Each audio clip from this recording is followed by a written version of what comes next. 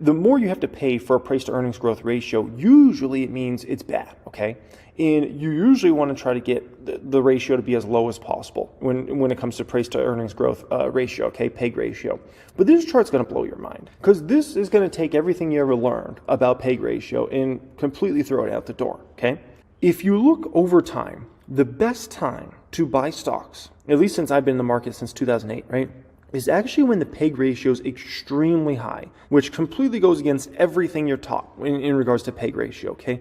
Look at where the PEG ratio was in 2009, 2010. There was a best time period to buy stocks in the last 40 or 50 years, okay? The most extraordinary time to buy stocks in the last 40 or 50 years was right here when the PEG ratio went sky high. It went above any of the ranges. It went above even when, before the tech bubble. That's crazy, right? If we look at around this time period, 2015, 2016, PEG ratio went to the moon. A lot of companies were having trouble increasing profitability at that time. Growth was slowing. China was slowing. It was a confusing time period, right? PEG ratios went really high. It was a tremendous buying opportunity. Look where your favorite stock was in 2015, 2016, and look where that stock is today.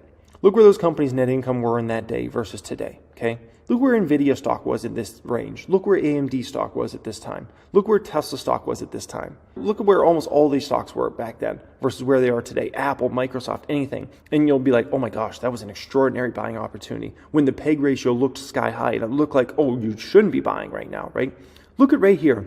This is, a kind of around spring, summer of 2020. Extraordinary buying opportunity, right? Extraordinary buying opportunity. And the PEG ratio was the highest we've ever seen pretty much in history. That's incredible, right? And recently, the PEG ratio went to the moon.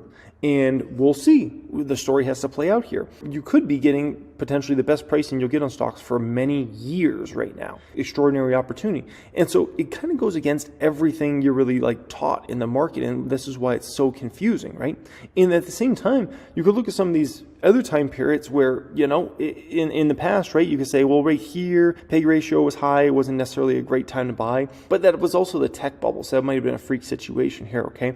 PEG ratio went pretty high right here. That was another great buying opportunity. PEG ratio was pretty high right here, 03, 04. It's actually a great time to buy stocks, right? So, and look at this. This is a horrible time to be buying stocks, right? Around here, when PEG ratio went actually really, really low. This is like 2007, early 2008. Horrible time to be a buyer stocks, and it went really low, right? Look at right here. PEG ratio was on the floor. This was, a horrible time to buy stocks. What happened right after this? When the PEG ratio was super low. Oh, like the best companies in the world fell 30, 40, 50, 60, 70, 80%. So you can look at this and you say, this must have been a great buying opportunity right here. It was actually a horrible buying opportunity. And so this is one of those charts that I just think is one of the most confusing things in the world because it goes against everything you're taught in regards to this, right? Everything you're taught.